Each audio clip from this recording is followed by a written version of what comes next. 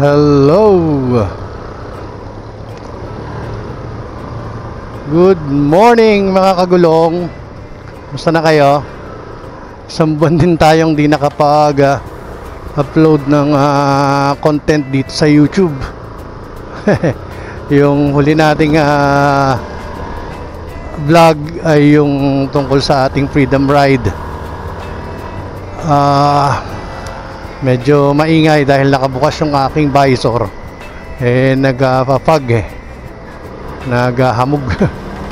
So lumalabo yung ating visor. Daling araw pa, actually mga alas 4 pasado pa lang ng madaling araw. At una sa lahat, let us give a warm welcome sa pagbabalik ng ating isang companion sa biyahe. Si Che. Siya ngayon ang gamit natin after ng ilang taon na hindi natin siya gaanong ginagamit sa mga biyahe, no? Pero ngayon ay masasabi na nating 95% okay na siya sa mga biyahe, no? At nag-practice din tayo ng ilang araw para makakatch, ma-regain natin yung ating skills sa pag mamaneho ng manual na motorsiklo dahil ilang taon tayong naka-scooter. At nagsimula tayong mag-vlog, si Brixton ang gamit natin, hindi si Che. Kaya medyo nangangapa pa tayo. First time natin ito na mag-vlog na si Che ang dinadrive natin. Anyway, saan nga ba tayo pupunta? Tayo ngayon ay pupunta sa Ayala Malls by the Bay. At anong meron doon at bakit si Che ang kailangan natin dalhin samantalang within Metro Manila lang naman yon? Dahil may malaking event ang Yamaha Philippines, no? Nag-register tayo under Yamaha Bulacan Riders, no? Inibitahan tayo ni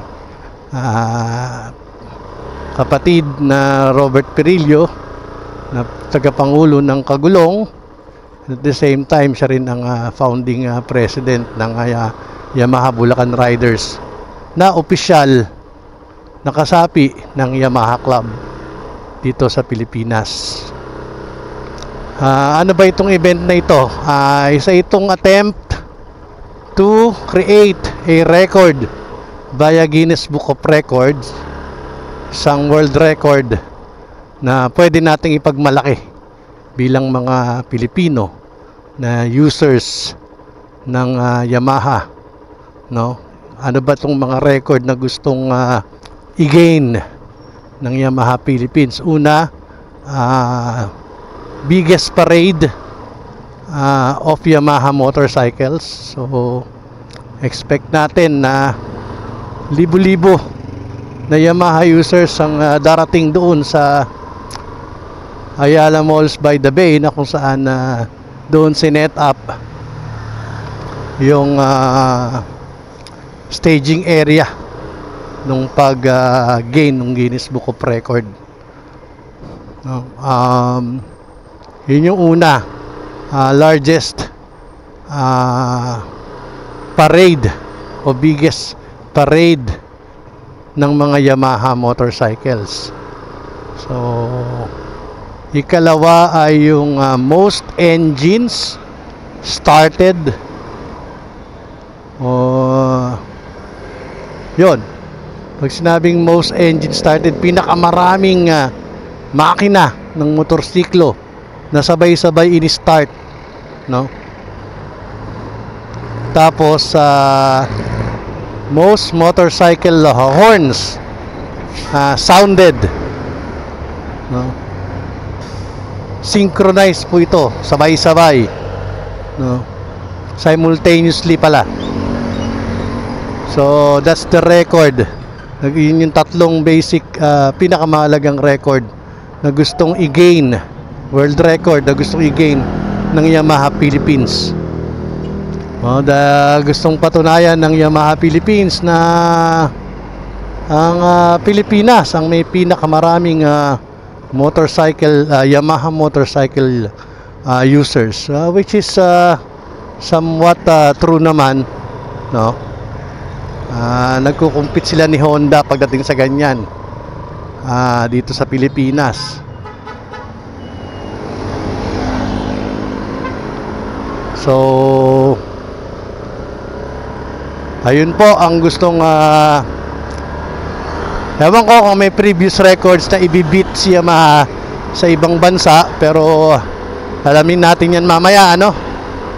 At biyahe muna tayo papunta sa venue. So balikan ko na lang kayo pagdating sa venue mamaya. So biyahe na muna tayo. Let's go!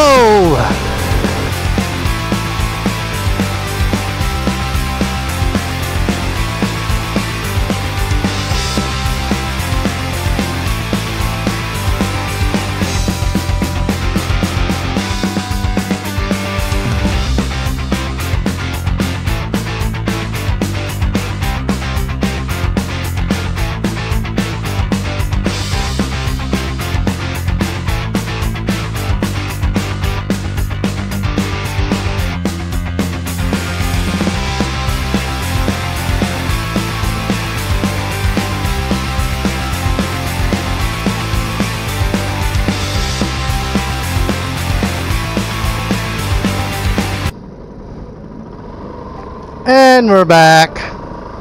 Inabutan na po tayo ng liwanag dito sa Jokno Boulevard, JW Jokno Boulevard. Kakalampas lang po natin ang Senate of the Philippines. At ang sabi, from Jokno ay liliko dun sa Abueva Street. Dun daw yung entry point ng parking. So di ko alam kung nandyan na yung mga kasamahan natin mula sa BMRF, YBR, sila ka Robert. Ang balita ko nagkita-kita sila ng alas 3 ng madaling araw sa Shell Marilao. At supposed to be ay lumarga sila ng 4 AM. At ako ay lumarga ng mga 4:30 or 4:40. It's already 5:35. So mga nasa 40 minutes lang layo mula sa Valenzuela hanggang dito sa lugar na ito, dito sa may Ayala Malls by the Bay. Wala pa tayong idea kung ano magiging itsura, paano magiging proseso, pero ayun nga, bago tayo nakapasok dito, nag-register tayo online. Tapos once successful ang registration, sesendan ka ng QR code, and that will serve as your ticket para maka-enter dun sa meetup point, no? At ayun. So eto na, Aerox yata ito. Let me see, pwede tayo makisabay dito sa mga kapatid nating riders mula sa Aerox.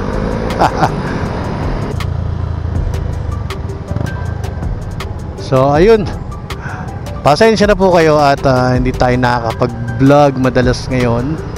Though nakapag-quickie vlog naman tayo nung nakaraan, nung i-cover natin yung Valenzuela Motorbike Festival, but that was very quick dahil wala talaga tayong time, enough time to vlog. Tsaka nag-uulan na sa hapon, so parang ang hirap kasing magbiyahe-biyahe. Tapos usually pag umaalis naman ako ng umaga, kung di yan errands ay mga meetings. So I would upload vlogs containing boring meetings, di ba? So gusto ko kasing i-upload pag biyahe, di ba? Katulad nito, tulad ng pag-out of town natin. So after nito, nagbabalak nga tayong mag Laguna Loop uli. So hindi pa madalas tayo nagla-Laguna Loop, pero ngayon lang natin siya iba-vlog, no?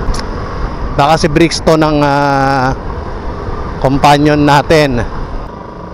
So doon lang tayo magkwentuhan habang bumabiyahe tayo kasama si Brixton. Anyways, so ayun muna. Okay, takits na lang tayo pag sa registration. We are now in along Jokno at mga 450 meters na lang Asiana Avenue, doon daw liliko. Then sa Abueva yung entry point.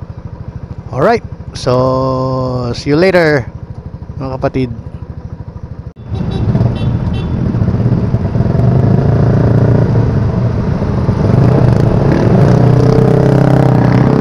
And we're back. So sinusundan na lang natin to mga Yamaha. Ayan, meron naman pala mga Marshalls. Ang ingay ng tambucho mo, pre. Hindi ako makapag-vlog.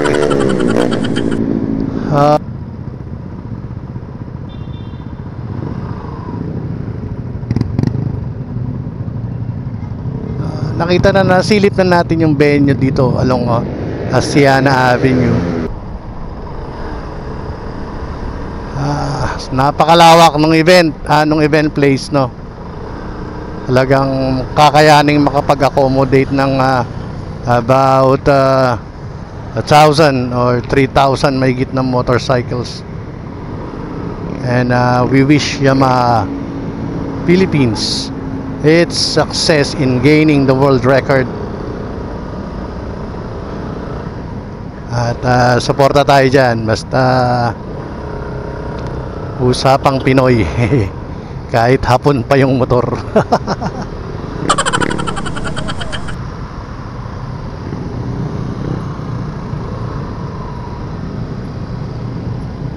So this is it. Nandito na tayo sa entrance. Ito na yata yung clearance area, tawagin nila.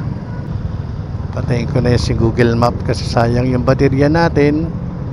Since nandito na tayo sa venue. And we take this. So medyo mahaba mga kapatid yung pila. Sayang naman yung baterya kung ito lang ang kukunan natin, no. So balikan ko kayo mamaya pag nandun na tayo at naka-enter na tayo sa venue, okay? So see you later mga kapatid. Okay. So andito tayo ngayon, supposed to be sa isang simula ng registration. So we arrived 5:45 AM. So nakasabay natin kung ibang mga nauna rin. At naghihintay tayo na magsimula yung registration or clearance process, no? So hopefully in a few minutes ay magkapagpapasok na para makapag-park na ng maayos. Naghihintay din po yung kasama mula sa Mio. At hinahanap ko nasaan ba yung ating mga kapatid sa YT. No? So later balikan ko kayo, bigyan kayo ng atin.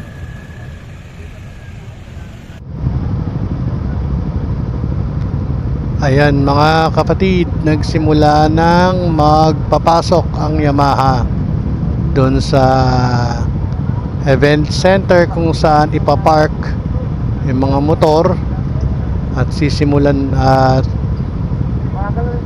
ang sabi from 6 to 9:30 AM ang registration. So medyo mahaba-haba pa yung oras, mahigit 2 oras pa, no, ang registration time. But sabi ko nga kanina, we were here earlier than 6 AM Kaya medyo matagal-tagal din tayong tumambay, no? Para maghintay na magpapasok dun sa event center ng sinetap ng Yamaha Philippines para dito sa Guinness Book of Records na event. Alright, so pansamantala tayo nakapila dito sa bahagi ng Seda Hotel along Asayan Avenue. At medyo hindi pa umuusad, no? Hindi ko alam kung ano nangyayari dun sa unahan, kasi ang nangyayari dyan, nahanapan ka ng driver's license, tapos yung QR code na pinadala sa'yo ipapakita mo para ma-scan nila so that marehistro ka na dumalo dito sa event. Then papapasokin ka na para makapag-park at bibigyan ka ng sticker for your motorcycle, and then bib number yata yon na ilalagay mo sa iyong harapan, no? At i-issue rin yung jersey, yung official event jersey na libre mong makukuha mula sa Yamaha Philippines. At yun ang suot-suot ng lahat mamaya pag sinimulan ng simulan na yung mga record breaking events na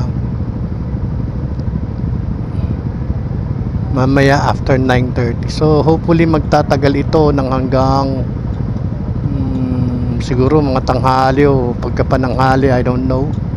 At based dun sa instructions, based dun sa sa post sa Yamaha Philippines, ay meron ding libreng breakfast ang lahat ng mga participants. So once na nakapagparehistro ka, pwede kang pumila para i-claim yung free breakfast while waiting for the event to start. Alright, so balikan ko kayo mamaya pagka tayo nakasecure na ng parking at nakapasok na sa loob. Alright, so see you later mga kapatid.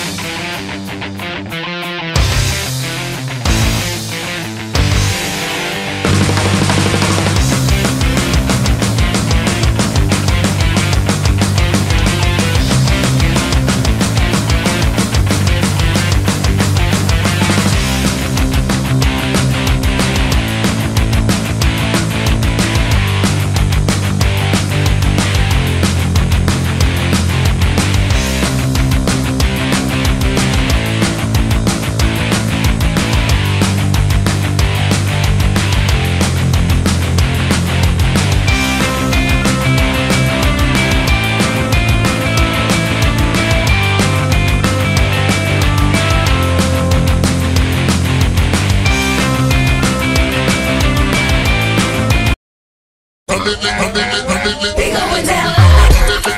Oh shit. Oh shit. Oh shit. Oh shit. Oh shit. Oh shit. Oh shit.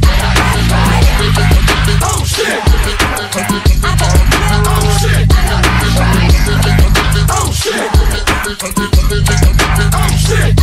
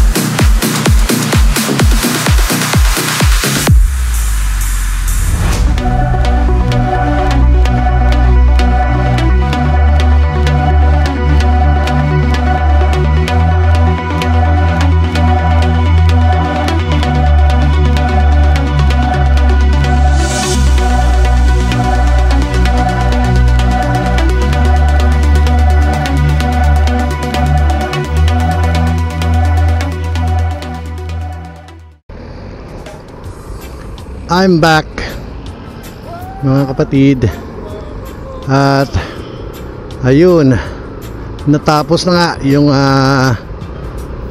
event ng Yamaha Philippines dun sa may Ayala Malls by the Bay o Manila Bay, at hindi na tayo kumuha ng video, nag-shoot from there pauwi. Actually ito, pauwi na ako. Dito na ako nagsimulang mag-shoot mula dito sa may Caloocan, dito sa may Rizal Avenue, pauwi kasi wala rin naman tayo masyadong masushoot pauwi. Kabisado nyo naman ng mga views dito sa Metro Manila, so paulit-ulit na lang yung ating mga views, di ba? So kaya lang tayo nag-shoot ngayon para i-share ko sa inyo yung aking feedback, no, doon sa naganap na event at kung ano yung kinahinatnan nung pag gain ng world record ng Yamaha Philippines dito sa naganap na event na ito, no? So remember, tatlo, di ba, yung nasabi ko kanina, yung na world record na actually kanina hindi natin alam, at napag-alaman natin ngayon na yung mga record na ibibit ni Yamaha ay sarili niyang record, no? Sariling record ni Yamaha Philippines. So halimbawa yung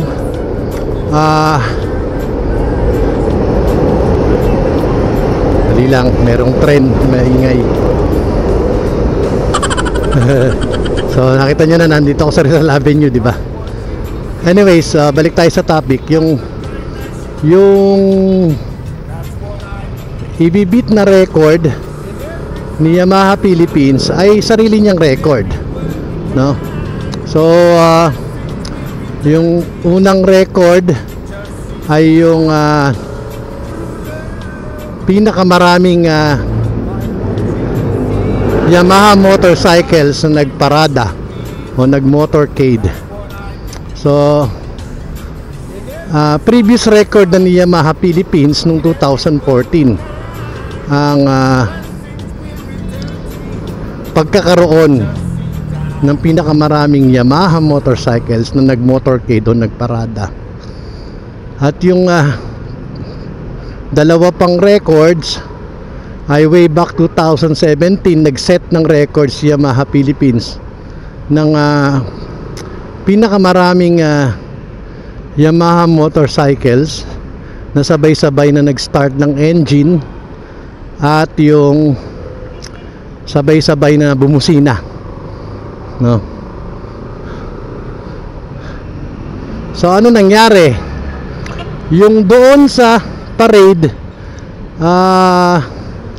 pagdating, hindi tayo nakasama sa parade kasi yung mga kumbaga gusto lang kasi ni Yamaha Philippines na i-beat, no? Actually kaya naman sanang i-beat yung record, no? Dahil ang total na dumalo at nag-register at dumalo sa event ay 3,300 mahigit, no? Pero nasa yun nga, almost 2,000 lang yung pinalahok ni Yamaha Philippines sa parade para manageable, enough to beat the previous record. Ayun, enough to beat the previous record in 2014. So hindi natin na witness yung parade. Nakikita lang natin siya dun sa screen na it's ongoing. Tapos the rest ng mga riders dun sa may grounds, yung mga naiwan dun sa event grounds, we're just waiting, no? Pero nakakwentuhan natin si Cap Robert, ang tagapangulo, no, ng Kagulong at founder ng Yamaha Bulacan Riders, tagapangulo rin ng BMRF. Lumahok siya doon, pang number 51 siya kasi isa sa mga national officers ng Yamaha Club. Ang sabi niya, nagkaroon ng dalawang attempt, no, kasi parang yatang kinapusabilang yata, or tapos may mga technicalities para ma-invalidate yung previous, yung naunang attempt na motorcade. So nagkaroon ng pangalawang motorcade, and di natin alam kung na-beat ba dahil hindi in-announce at the end of the program kung na-beat ba yung previous record. Siguro check na lang natin dun sa Yamaha Club page later what is the result, kung na-beat ba yung previous record na largest motorcade o parade of Yamaha motorcycles. So yun nga, essentially ang binibit na record ay yung sariling record ni Yamaha Philippines, no? At after nun, naganap yung attempt to beat the previous record dun sa sabay-sabay na pag-start ng engine ng motorsiklo at sabay-sabay na pagbusina, no? At yun, actually yung hinintay natin, no? Kaya nagtagal pa tayo ng konti dun sa event grounds dahil hinintay natin resulta. At yun nga, in-announce nung hapon na adjudicator ng Guinness Book of Records na na-beat yung previous record. Sa pag-start ng engine yata ay previous record is 3,100 plus something ganon, pero yung record na na-made ngayon ay 2,300 plus. Hindi ko na nakuha yung exact numbers, hindi ako gaano nakikinig eh. Ayun, tapos yung sa busina from 3,100 plus din ay 3,200 plus naman. Almost close. Or I mean medyo close, but na-beat yung previous record. So nagkaroon ng awarding kanina for the two two categories or records na na-beat natin kanina. At yun nga, bukod dun sa libreng jersey na pinabigay earlier, dahil na-beat nga yung records, ay nagbigay pa ng bonus na t-shirt si Yamaha Philippines sa mga participants. Anyways, so yun po ang nangyari. So essentially it is only beating the previous records made by Yamaha Philippines. But ano yun that is a statement, no? Kung binibit mo yung sarili mong record, ibig sabihin you're getting stronger, di ba? Sabihin na nanatiling malakas at lumalakas pa yung community ng Yamaha motorcycle dito sa Pilipinas, di ba? So ganun lang yun. Anyways, ayoko lang magpalalim dyan dahil that is something na Yamaha naman ang dapat merong statement tungkol dyan. But generally nag-enjoy naman ng mga riders, though sa kabila ng yung panahon, di mo masabi, kumukulimlim tapos sisikat yung araw, napakainit dahil nasa open grounds ka. Kaya kanina medyo nawawalan ako ng gana na mag shoot dahil hindi maganda yung pakiramdam ko, bukod sa napakasakit ng paa ko. Hindi ako, naninibago ako dito sa sapatos sa suot ko. Parang feeling ko magpapaltos yung paa ko. Talagang hirap na hirap ako maglakad kanina, maglakad-lakad at maglibot-libot. So kung ano lang yung naaabot ng mata ko, ano lang yung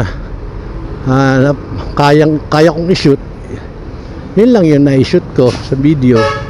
Personally, ako'y nag-enjoy kahit nakakapagod, kahit kulang ako sa tulog, at kahit medyo yun nga, yung kaba, diba?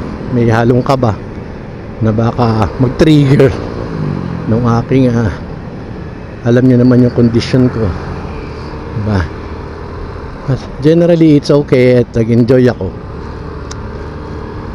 So yun lamang po. At ayoko namang pahabain pa tong vlog na to. At hindi ako nagpa-promise, pero I will try to work it out na mapadalas uli yung aking pag-upload ng mga contents, no? May binabalak akong yun nga, nakakwento ko naman sa inyo kanina, no? Nabalak akong ride, solo ride kami ni Brixton, at iba-vlog ko yun. And I hope mag-enjoy kayo at patuloy kayong tumangkilik, no, sa ating mga ina-upload na content. So kung nag-enjoy naman kayo, di follow nyo, share nyo, like nyo. Tapos yung hindi pa nakasubscribe, subscribe na kayo please, para naman dumami-dami tayo ditong manonood at nag-uusap, nagkukwentuhan, di ba? So ayun po, medyo pagod na, and this is your Sir Don signing off.